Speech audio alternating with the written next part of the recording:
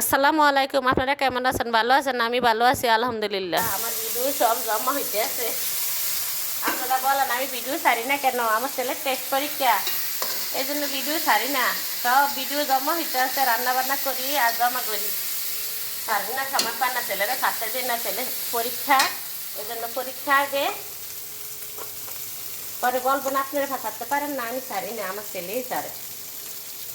দিয়ে দিলাম লবণ, এখানে রসুন, পেঁয়াজ, তেল আর হলুদ, আর এখানে মরিচ, জিরের গুঁড়া, ধনিয়ার গুঁড়া সব দিয়ে দিলাম। এই যে এখানে ইলিশ মাছ কষিয়ে রাখছি, এখান থেকে জল দিব। আমার ওই বাড়িতে পাঠাইছে ইলিশ মাছের লাইয়া নাড়াচাড়া কইরা এখানে ইয়ে করে লেছে। এই যে এখন একটু কষিয়ে নেব, তারপরে তরকারিটা দিব। আপনারা আমার সাথেই থাকেন।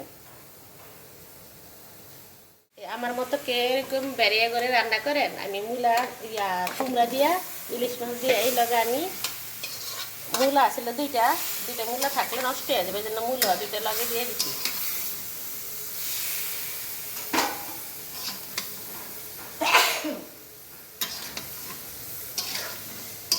এখন এই কষক আমি ঢাকনা দিয়ে দিব।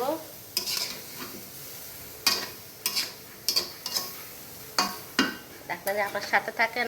এই যে এখানে ঢাকনা দিয়ে দিলাম, মাছ দিয়ে দিলাম, ইলিশ মাছ অফ ক্যামেরা ইলিশ মাছ দিয়ে দিছি কটার তালে তালে। এই যে মাছ কষিয়ে রান্না করছি, আরও আছে এই যে মাছ 7 পিস মাছ দিয়ে রান্না করলাম। রান্না প্রায় শেষ,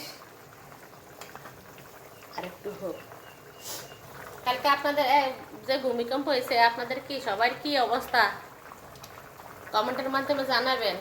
আমাদের এই কেরানীগঞ্জের এই সাইডে এলাকা সবাই আমরা আলহামদুলিল্লাহ সবাই ভালো আছি, কিন্তু যারা যারা খবরে দেখলাম খুব নষ্ট হয়েছে, মানুষ মারা গেছে, আহত হয়েছে, নিহত হয়েছে, অবস্থা খারাপ। কিন্তু আমাদের এখান থেকে কেরানীগঞ্জে আলহামদুলিল্লাহ সবার বিল্ডিং ভালো আছে, সবাই ভালো আছি। মনে হয় 21 তারিখ, কালকে 21 তারিখ গেছে, গতকালকে। কালকে 21 তারিখে সকাল 10টার সময় এই ঘটনা, 10টার আগে দিন এই ঘটনাটা ঘটছে। আমরা তখন শোয়ার মধ্যে হাই হাই খাট নিয়ে যায়, মনে হয় যে বিল্ডিং কাঁপাইতে কাঁপাইতে ফালাই দিতে আছে। 4তলা বিল্ডিং আর তো 10তলা বিল্ডিং কাছাকাছি, সেইগুলিও কাঁপাই ফালাই দিতে আছে, এই অবস্থা।